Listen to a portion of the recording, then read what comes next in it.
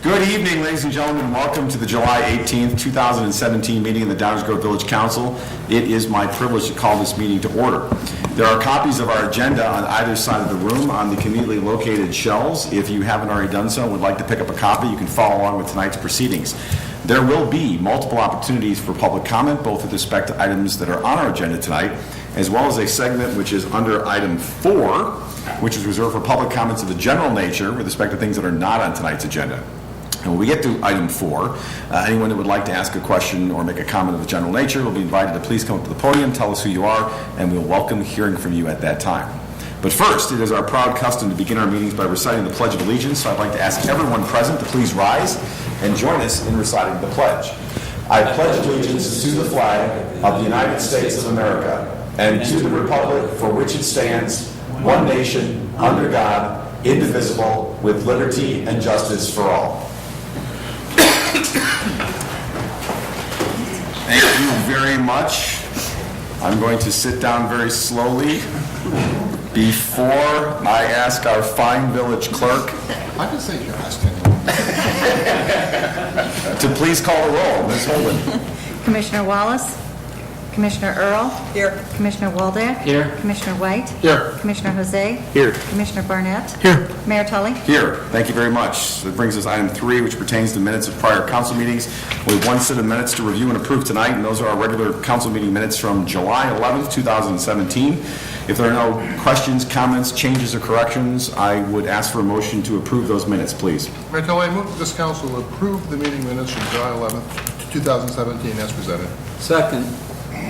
All in favor? Aye. Any opposed? Those minutes are approved. Thank you. That brings us to item 4, which is reserved for public comments of a general nature. If there are any members of the audience that have any questions or comments of a general nature with respect to things not on tonight's agenda, please come up to the podium, tell us who you are, and we welcome hearing from you. Good evening, sir. Good evening. Thank you. My name is Rich Brennan. I live at 5920 Washington, and we were part of the voluntary Green Streets program and the rebuilding of the roads up at Clyde Estates. First of all, I want to comment on the whole project. We had input, and it was accepted and discussed with the village and the engineers from the beginning. I thought that was really great. They really did listen to our input. That's unusual. And then the contractors, and I know ALAMP was one of them, the contractors on the job were respectful. They would talk to us and answer questions if they could. They had good contractors on the job. What I'm talking about, and what our problem is, the maintenance of the bioswales, which we were asked to go along with this, and we did. We agreed to go along with the bioswale part of the project. The maintenance of the bioswales, non-existent. Except, would you believe, today, a weed whacker showed up and whacked some weeds on one of the projects. Not the way the deal was set up in the beginning. So I'm just here to ask for some attention from you all to get this taken care of. My particular project, they changed the grading of the ditch in my front yard, and it created an erosion problem. So I've got an additional problem caused by the bioswale project, and I've got to get that changed. And I'll be talking with the folks with Jim Tock in a couple weeks about that. But maintenance on the bioswales wasn't done. Thank you for sharing that, Mr. Brennan. I believe that our village manager, Mr. Fieldman, may have an update. Yes, we fully agree and concur that the maintenance in the bioswales was not done correctly, and we are holding the contractor and the subcontractor accountable for compliance with our maintenance program. You should see some action out there shortly, not just weed whacking, but actual reestablishment and maintenance of those bioswales. So we'll work with you, Mr. Brennan, and anybody else in that subdivision who has concerns about that. And our other neighbors, too. Okay. Thanks very much. Good. Thank you. Thank you for bringing that to our attention.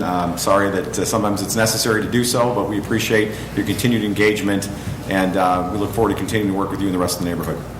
Thank you for being here. Other questions or comments of a general nature with respect to items not on tonight's agenda, please.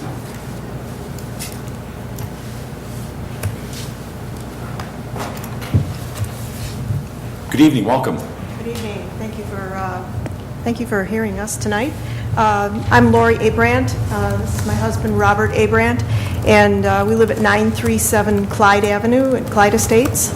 And we are here also to talk about the bioswales that that some residents in the Clyde Estates elected to have installed. It was great that we could talk with the contractors, and we're given a choice to either sod over our culverts or to put in a bioswale, and I thought bioswales are great. You know, it goes along ecologically, it's good water retention and drainage, and the culvert was okay, although it was dug excessively deep, we thought. But anyway, the Public Works offered us to implement these bioswales in our subdivision, and so we went along with it, like I said. As part of the implementation process, the contractor was to plant and maintain the bioswales for the first part of the first year, or for the first 1 year period. So maintenance was to include regular weeding. Our bioswale was planted in late June of 2006, or 2016, I'm sorry, which was rather late in the year, kind of at the hottest part of the year. And they said that they would water, but no regular maintenance was performed, no waterings, nobody came out and watered. As a result, a lot of plants died, perished in the heat, and weeds grew extensively within the plantings. So we called Public Works multiple times. I know I talked with Jim Tock.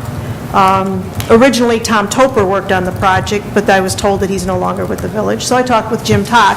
Jim said that they were working with the contractor to get them to come out, and that was early this spring. We talked with Jim. So no maintenance was performed. The weeds grew quite tall. Some of them, weeds can, if they're left, they'll grow as tall as me. So we had these 4-foot tall weeds all going to seed, yet besides. So we decided to take matters into our own hands, and we pulled thistles, huge amounts of thistles, and short little clover-like weeds called wood sorrel.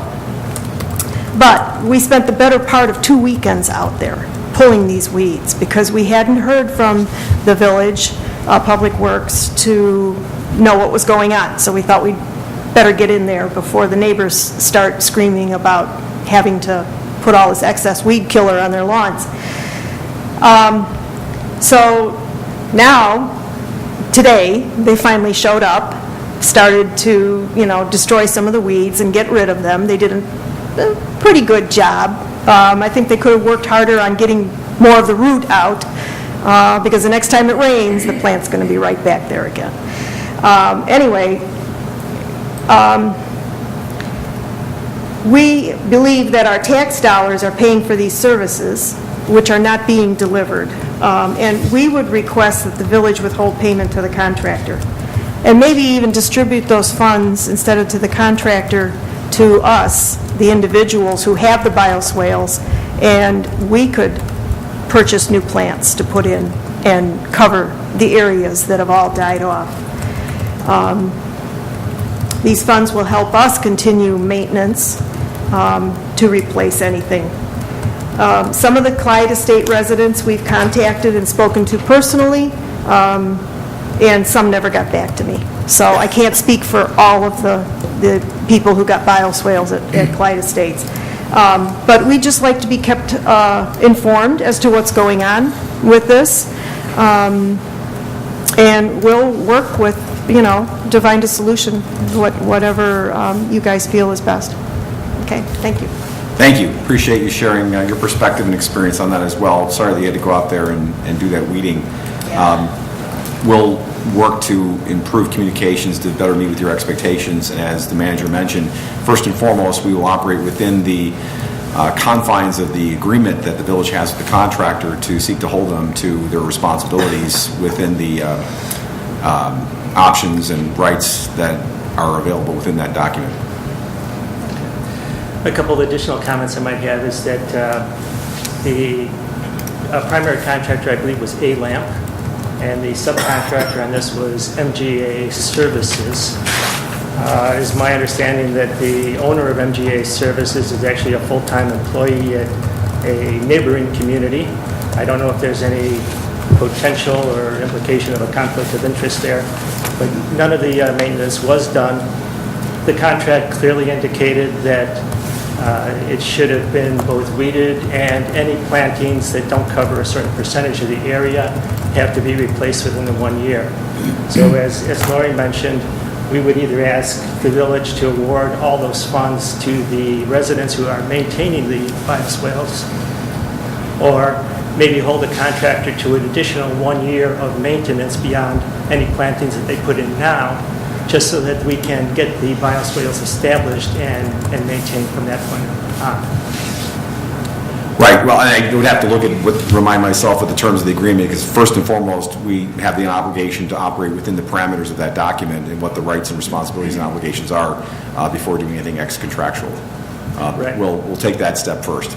Right, we've read the contract, and it's our understanding that final payment should not be made until those issues are cleared up. Right. And we don't want, I guess, because somebody came out this morning, MGA Services came out this morning and did some work, we don't want that to actually fulfill the contract and payment being issued. Right, understood. We'll have to assess what's been done and how that matches with what the obligations are that are specified in the document, and we'll act accordingly. Okay. Who should we follow up with? In terms of additional information, I'm sure that Manager Fieldman would be one point of contact. His email is readily available on the website. It's dfieldman@downers.us. Okay. Or I suspect you may be getting some communication in the field more directly. Okay, because Public Works to date has not been responsive. I'm sorry to hear that, and again, we'll work to improve communications to better meet with your expectations. And if you want to copy the village council, there's a mayor and council at downers.us that you can also add to that same email to the village manager, so that we're all apprised as to where things stand if you don't hear back one way or the other in the near future. Okay, thank you, Mayor. Thank you, council members. Sure thing, and even that, also on the website, my personal cell phone number is there, so feel free to call me. Thank you. Thank you. Other questions or comments of a general nature from any members of the audience? All right, very good. Well, thanks to all who did share some with us so far. We will move on to item 5, which is our consent agenda. Do I have a motion to approve the consent agenda as presented? Mayor Tully, I move that this council approve the consent agenda as presented. Second. Any questions or comments from any members of the audience with respect to any of the items on tonight's consent agenda? Any questions or comments from members of the village council? Hearing none, may I have a roll call, please? Commissioner White? Aye. Commissioner Waldeck? Aye. Commissioner Earl? Aye. Commissioner Jose? Aye. Commissioner Barnett? Aye. Mayor Tully? Aye. Consent agenda passes unanimously. That brings us to item 6, which is our active agenda. We have several items on tonight's active agenda. First, item 6A, do I have a motion to adopt an ordinance rezoning certain property located at 4910 Cross Street? Mayor Tully, I move that this council adopt an ordinance to rezone certain property located at 4910 Cross Street as presented. Second. Questions or comments from any members of the audience on this item? Questions or comments from members of the village council? May I have a roll call, please? Commissioner White? Aye. Commissioner Waldeck? Aye. Commissioner Earl? Aye. Commissioner Jose? Aye. Commissioner Barnett? Aye. Mayor Tully? Aye, that matter passes unanimously and brings us to item 6B as in boy. Do I have a motion to adopt an ordinance establishing a food and beverage tax? Mayor Tully, I move that this council adopt an ordinance to establish a food and beverage tax as presented. Second. Questions or comments from members of the audience? Questions or comments from members of the village council? Commissioner Jose? Thank you, Mayor.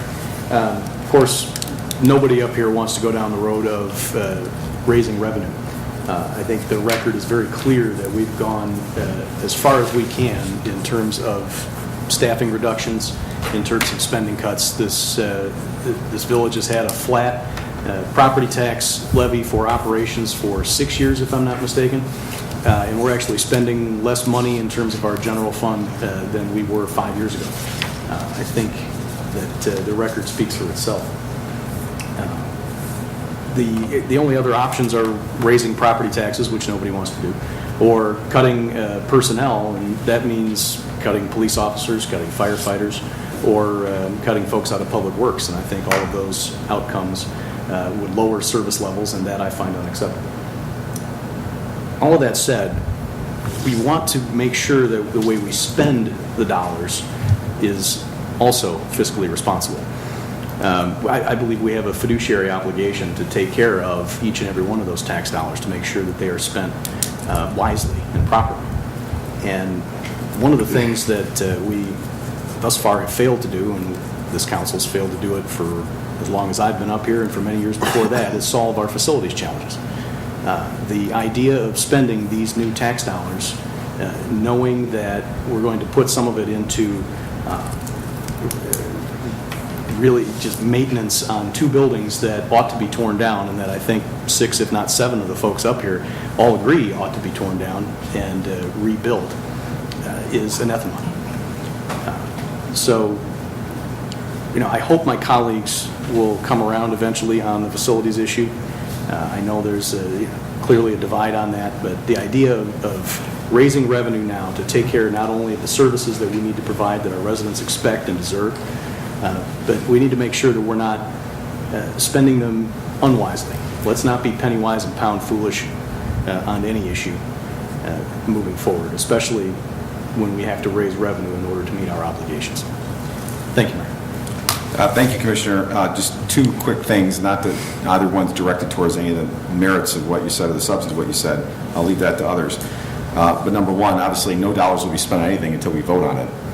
So that we're not voting on spending any of this money. In fact, it doesn't even go into effect until January 1st of next year, assuming it passes. And second of all, I think it's very clear that this is not raising revenue for rising costs. Yes, costs are rising, but that's not the reason. We've been very good about managing our costs. This is all about replacing lost revenue. This is clearly to fill a hole that's been created by declining sales tax because of sea change shifts in the economy and market trends, which take more and more dollars away from our community through internet sales and changing trends in basically how people live and how they will continue to live in the future. This is a replacement. This is simply trying to substitute something that we've lost with something that is still here and putting us back to where we were, but for it. That's really what this is about.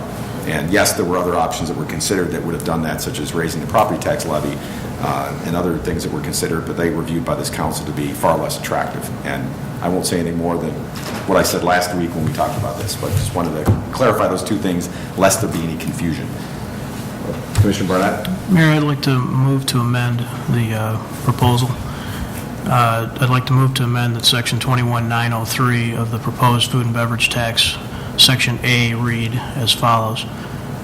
Commencing on January 1st, 2018 and ending on December 31st, 2018, a tax is hereby imposed upon the privilege of retail purchase of alcoholic liquor, food, and beverages at any retail food facility or retail liquor facility as herein defined within the Village of Downers Grove at the rate of 1 1/2% of the purchase price of such alcoholic liquor, food, or beverage, the ultimate incidence of and liability for payment which shall be borne by the purchaser thereof.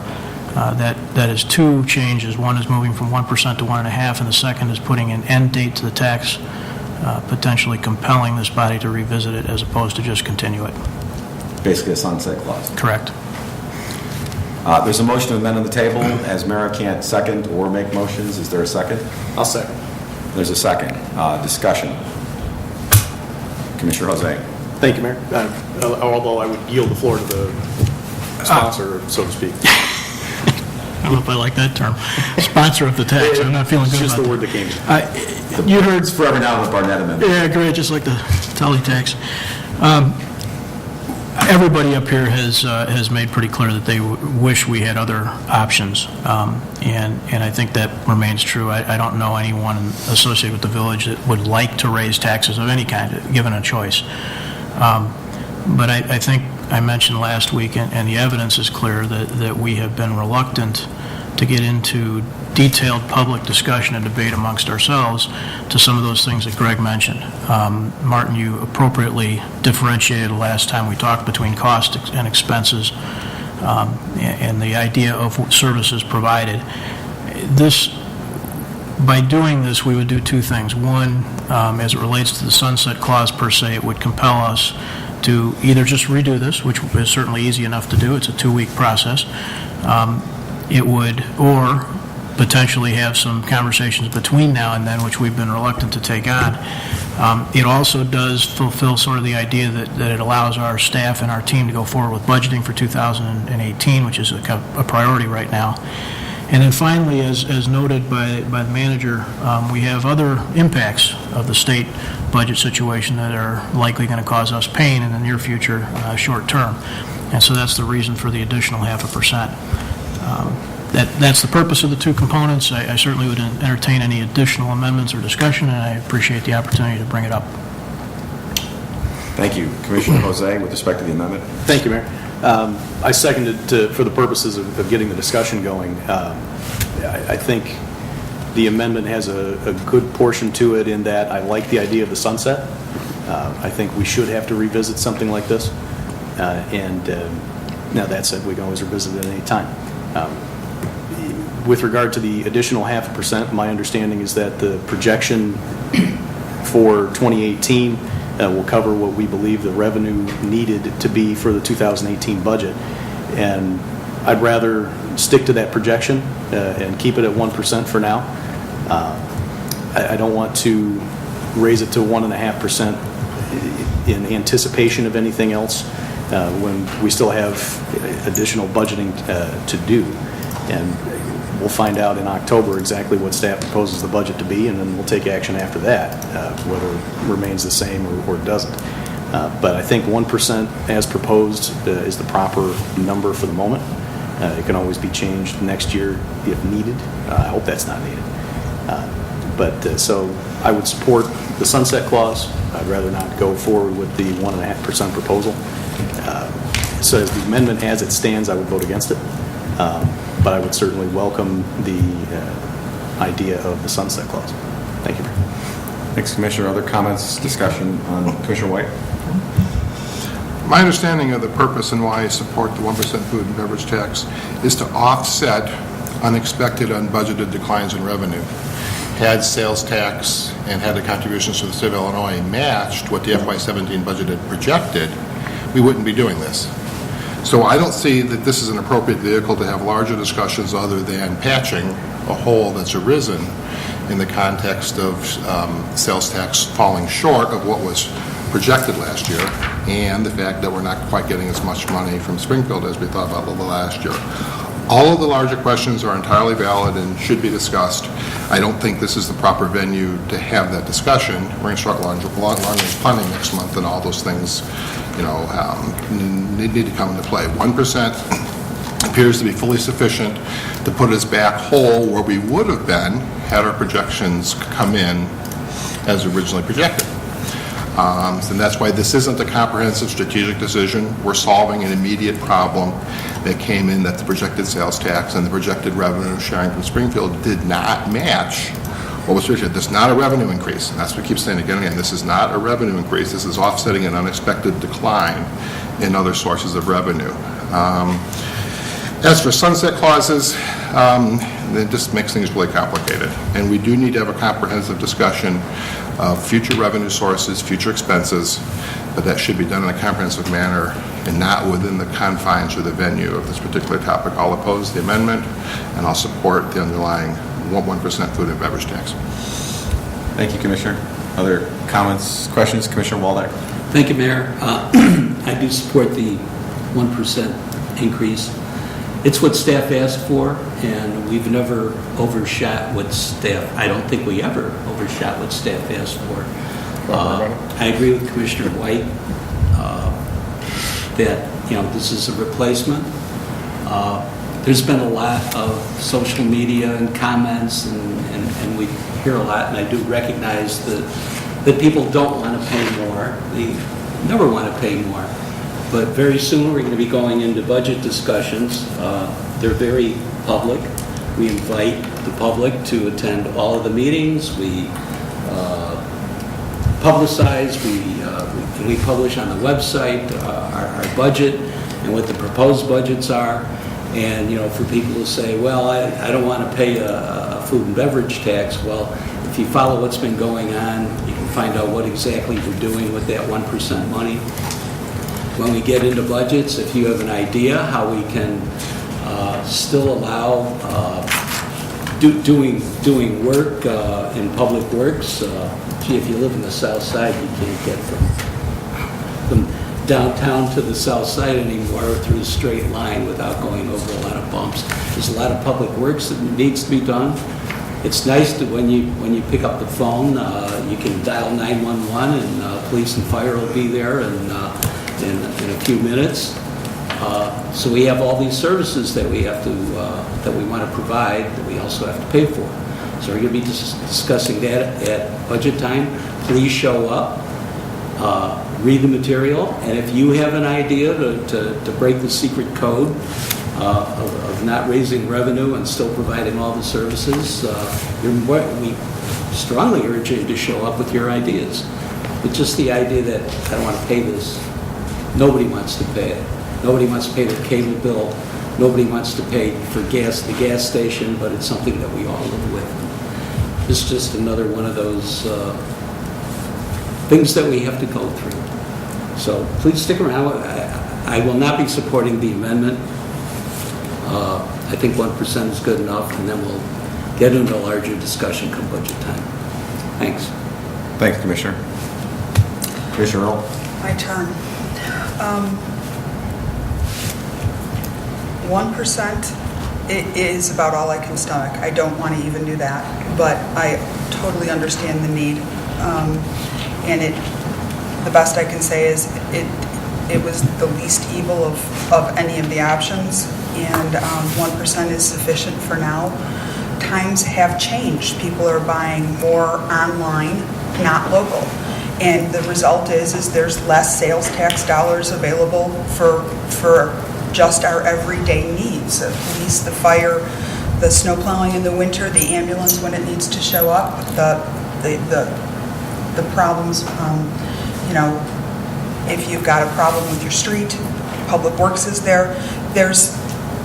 You don't want them not to show up when you need them. And as a result, though, with more families, 2 people working in the family, people are eating out local more. So where do you look for that revenue? You still look locally, and for us, and that is where we're going with this. Other communities are doing it as well. It's a minimal 1% tax on food and beverages, and I think in this case it's, like I said, the least of the evils and appropriate, and I think that's the way to go. I also do not support the amendment at 1.5%. I think that's overreaching, and let's start out with something at the lowest possible take we have to, and go from there.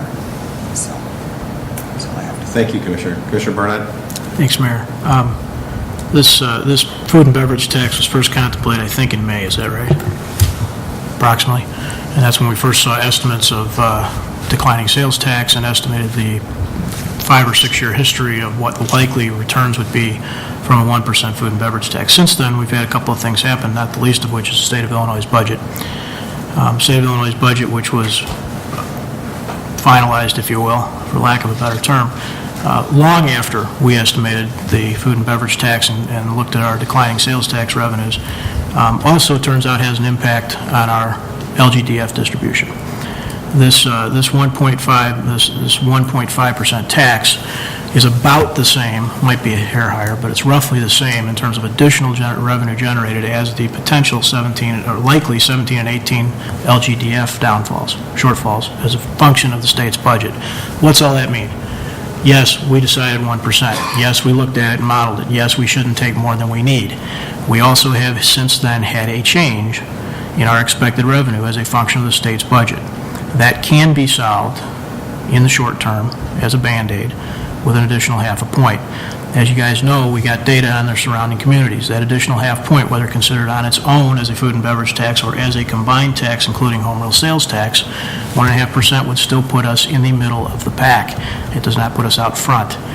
The purpose of the sunset clause is certainly not to debate service levels within the context of this ordinance or the sunsetting of it, but rather to make sure that we have to have these conversations again. I'll remind everybody, taxes, not just in the state but here in the village, tend to not go away. We have had conversations about things like our gas tax, like the taxes we levied on Fairview Avenue, like the taxes we levy for the library, and movements or adjustments of them internally. Those are decisions we make as we go. What the sunset does is it kind of compels us to get serious and focused in public about it, as opposed to just kind of moving them. So I certainly can respect my colleagues' opinions, and I'll have to live by the decision of the majority. But to be clear, it's not a conversation about service levels. It's a conversation about process.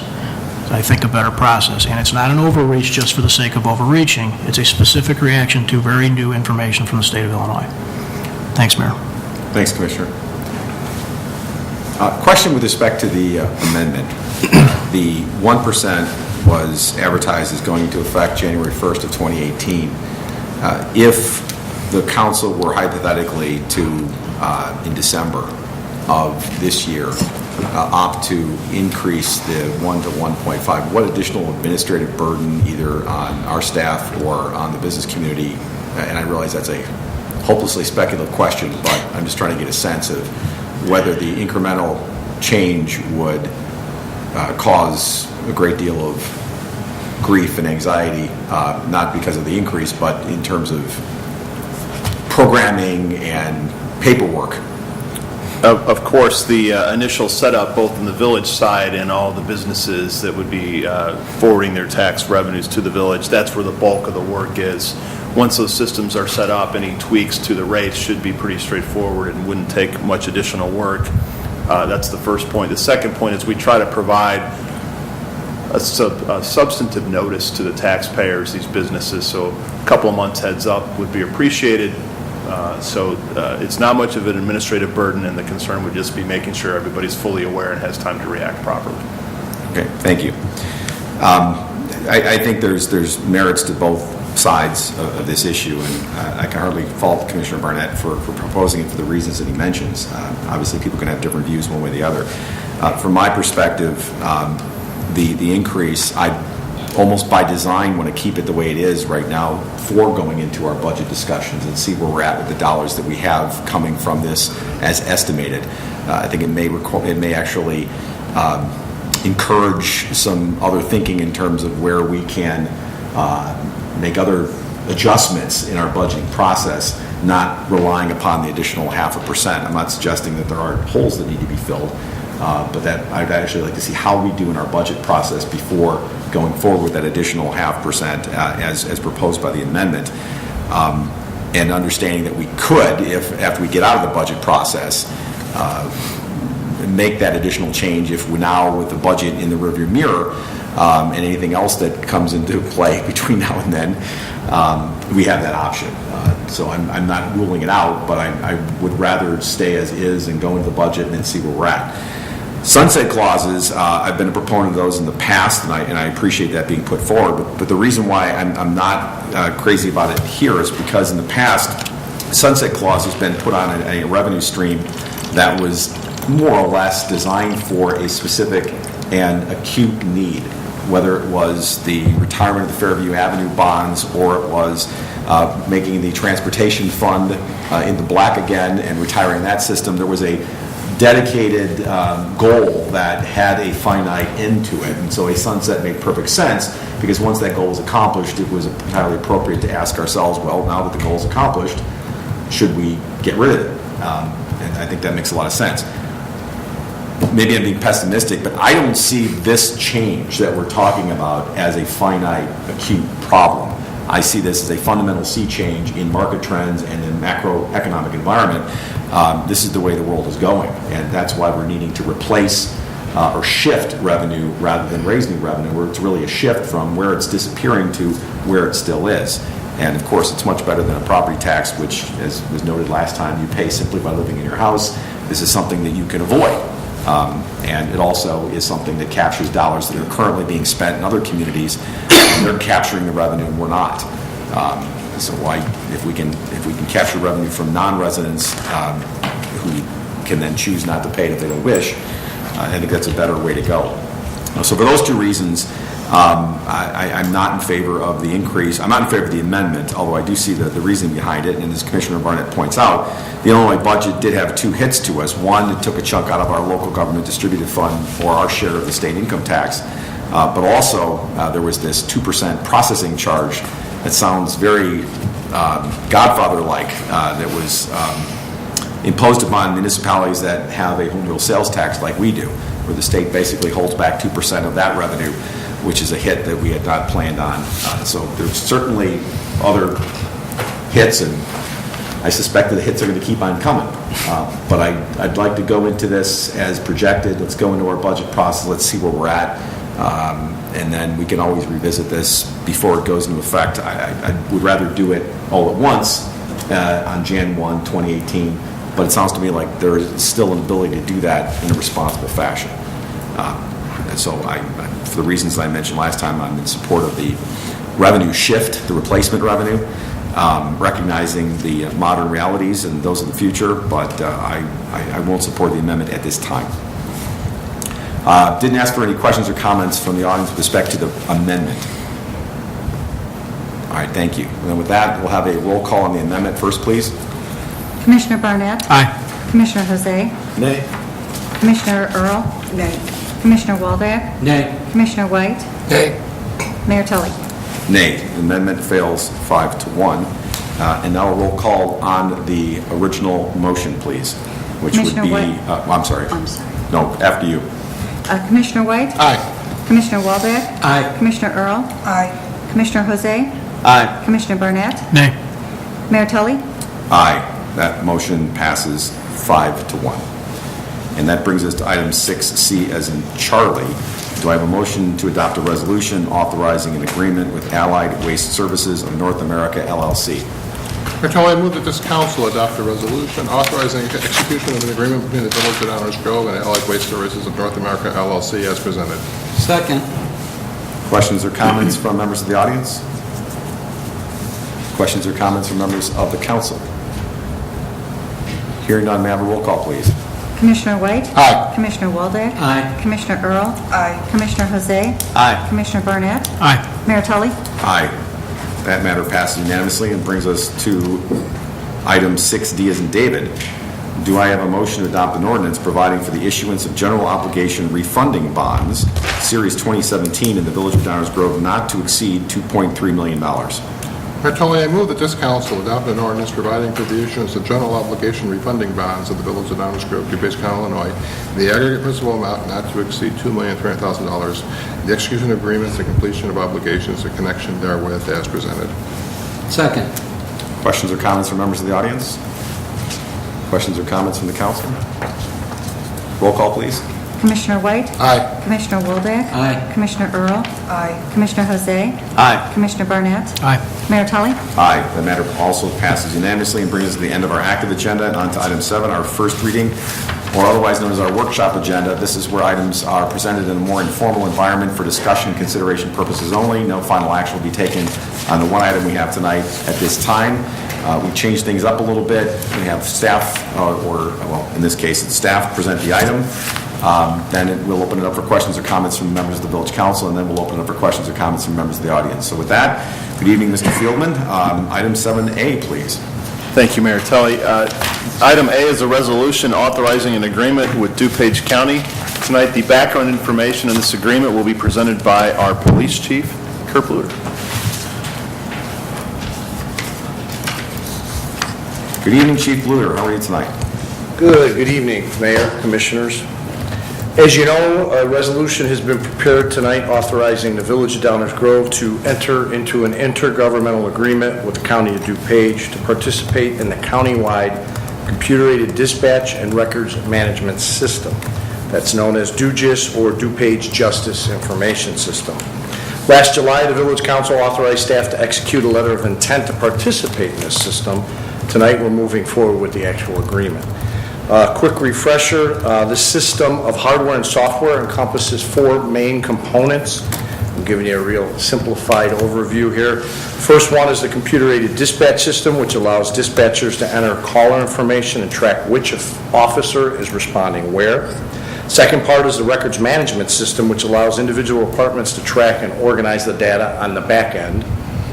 Thirdly, you have the in-vehicle mobile data and mapping, which allows the officers to see the computer-aided dispatch information in their cars. And then fourth, you have the field reporting system, which is the report writing software used by the officers. DuPage County ETSB will implement the system, and the county is going to maintain the system. ETSB will also be paying all costs associated with the computer-aided dispatch and the in-vehicle data and mapping. So they're going to pay for 2 of those 4 components. ETSB is funding that. Rollout or implementation of the system is tentatively scheduled to begin June of 2018. Village will be paying for its share or costs for the field reporting and the records management system. So we're going to fund the other 2 components on our end. 2017 cost to participate in the system will be just under $46,000, which will be paid out of the asset forfeiture funds. In closing, participation in this project or system provides 3 benefits to the village. First, police department staff will be utilizing new and advanced technology. Secondly, the village will share the cost of this system with numerous other municipalities, thus saving money. Then lastly, the police department will be able to share information and even view information with other law enforcement agencies throughout the county. So thank you, and if you have any questions, I will try to answer them. Thank you very much for the presentation, Chief. Questions of Chief Bluter with respect to JUGIS? Commissioner Barnett. Thanks, Mayor. Sounds like a fantastic system, but I just have a question about what we expect long-term. There's a comment here, the average annual cost of village participation is approximately $71,785 per year for the next 6 years. Is that 6 years there a magic to that? Do we expect, technology change? Or do we expect that 71 to continue? Is there some sort of a depreciation component? Tell me more about that. I'll take that one. Enza and I happen to sit on DuPage Mayors and Managers Conference board. We actually led that board that negotiated this intergovernmental agreement. And the 6 years comes from the expected life of the hardware and software.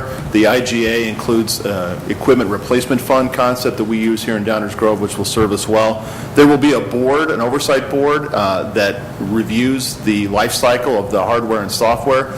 6 years seems like the best estimate at this point. It could go longer. We're hopeful that it goes longer. So we think that $71,000 for the first 6 years is a good estimate, and it could be extended. If it's extended, those numbers could actually drop. So the IGA includes a fund structure similar to our equipment replacement fund? Correct, which would make the system sustainable. The money to replace it would be there when the system needs replacing. Fantastic. Thanks. Thank you. Other questions or comments from members of the council? I just want to say a few things. First of all, this is a fantastic example of collaboration and moving to a regional solution, which again is embracing a trend that has been one that we've experiencing for some time, and it's really a good example of where you are not only embracing a trend, but you're leading the trend. And in this case, I can't be complimentary enough of our staff, particularly Manager Fieldman and Village Attorney Petrarca, who I think we're calling you Madam Architect as the primary drafter of this agreement and working it all through. And this is not just something that is beneficial to the region and the area, but particularly beneficial to the Village of Downers Grove, an example of how collaboration and using a regional solution to a core need of the community with respect to this kind of a service can be done in a better way long term and being more sustainable. And it really is a great example of collaboration amongst the county, the clerk of the circuit court, the state's attorney, the sheriff, the ETSB, DuPage Mayors and Managers, the DuPage County Chiefs of Police Association, the DuPage County Fire Chiefs Association, and many others that came together to make this happen. And it's something that was really a good example of our leveraging our participation and relationships and goodwill that we've built up in DuPage Mayors and Managers in order to deliver this kind of solution. So I want to thank the two of you in particular, as well as everyone else who was involved in making this happen. I think it's a great example of identifying an opportunity and bringing it home to roost for the benefit both to us and our residents and even beyond. So thank you very much for that. Questions or comments on this from members of the audience? Any final questions or comments? Commissioner Wallach. Mayor, while the chief was giving the presentation, it occurred to me there's a possibility that was raised a few weeks ago that we might lose some forfeiture funds if they aren't used in a timely manner. And I'm wondering if, rather than paying this over a period of time, maybe if there was a possibility that if we're going to lose some forfeiture funds, and since down the line it's going to be paid for out of forfeiture funds, just wondering if we can prepay. And I don't need the answer tonight. I don't know if it's a good idea. We'll take a look at that. Just something that popped in my head. Thanks, Commissioner. We'll take a look, get back to you. Okay, thank you. And in closing, Mayor, I just want to personally thank a couple of individuals that had a lot to do with this project on a much broader scale and in more detail than just the IGA. Our own Tracy Adams, Nick Curcio, and Jenny Rizzo are leaders behind the scene. They are exceptional at what they do. Their fingerprints are all over this operating system, and we're just very happy for their contribution that saves money and improves services not only in Downers Grove but throughout the county. Yes, which I would be remiss of also not noting that was made a point of at the DUCOM board meeting this morning as well, as this is something that's going to benefit the entire region and first responders throughout the entire county. So thank you again once again for being leaders in DuPage County that also has the additional benefit of being a good deal for us. And that ends our first reading tonight, Mayor. Thank you. Terrific. Thank you very much. That brings us to the mayor's report, and the only item I have on the mayor's report that I want to report out on is periodically I have been talking about the ongoing attempts to or efforts to revise the FEMA floodplain maps for all of DuPage County. And I know many folks are interested and have been following along with this process as it has winded its way through many months. The Federal Emergency Management Agency, or FEMA, has issued revised, updated preliminary floodplain maps to all communities in DuPage County. These revisions were based on many months of discussions and input and public hearings from both individuals, organizations, and municipalities and other entities. There will be 2 open houses that will be held to review these preliminary maps and also present flood insurance study reports and give folks who attend an opportunity to discuss the process of reviewing and adopting the documents as well as soliciting further public comments. At the county level, on July 27th of this year from 4 o'clock until 8 o'clock p.m. at the DuPage County Government Center at 421 County Farm Road in Wheaton, there will be a public open house held on these preliminary revised maps by DuPage County. But if you don't feel like going all the way out to Wheaton and would rather stay here and shop and dine in Downers Grove and help with the sales tax, on August 9th, 2017, from 6 o'clock until 8 o'clock p.m. at Downers Grove Public Works, located at 5101 Walnut Avenue in Downers Grove, there will be an open house, an opportunity to view the revised floodplain maps. I don't know if county officials will be present. County officials will be present to take your questions and comments on that. So those who have been following this process throughout the last however long it's been taking, please make note of those dates. It's an opportunity to see the maps and ask questions and provide additional input. That's all I have for the mayor's report. That will move us to item 9, which is the manager's report. Hello again, Mr. Fieldman. No report tonight, Mayor. Thank you. Very good. Brings us to the village attorney's non-report. No report, Mayor. Thank you. Thank you very much. Even if you're on the agenda, I'm going to call it. That brings us to the next item, item 10, council member reports. This is an opportunity for members of the village council either share items of interest or their goings-on in the community with those in attendance or watching at home, or to share items of interest to the rest of the council in their liaison roles to other public bodies here in the community. I'll start with my left tonight with Commissioner Barnett. Mayor, I had 2 things that just kind of came up. They're certainly not a big deal, they're not reports, but they came up during the meeting, and I wanted to just mention them. It might be interesting for those of us that are super geeks and bored, but if I suspect our finance crew could probably tell us, like, since the AAA rating was applied to the village, how much we've actually saved in refinancing. That might be interesting for all our residents. I bet it's a shocking number. It's a Dr. Evil number. It is, and yet it's pretty important for our residents to understand. It's a testament to a lot of the good work done over many years up here, and I think it might be just useful information if we could get it. Yes, I think it would be useful for other reasons. We may still need it for future lobbying efforts. So I think having that at the ready, I think, would be a good idea regardless. The only other comment I had, Mayor, was I just wanted to compliment you on your civil use of the word processing fee relative to the state. I might have chosen the word juice. Thank you. I did say Godfather.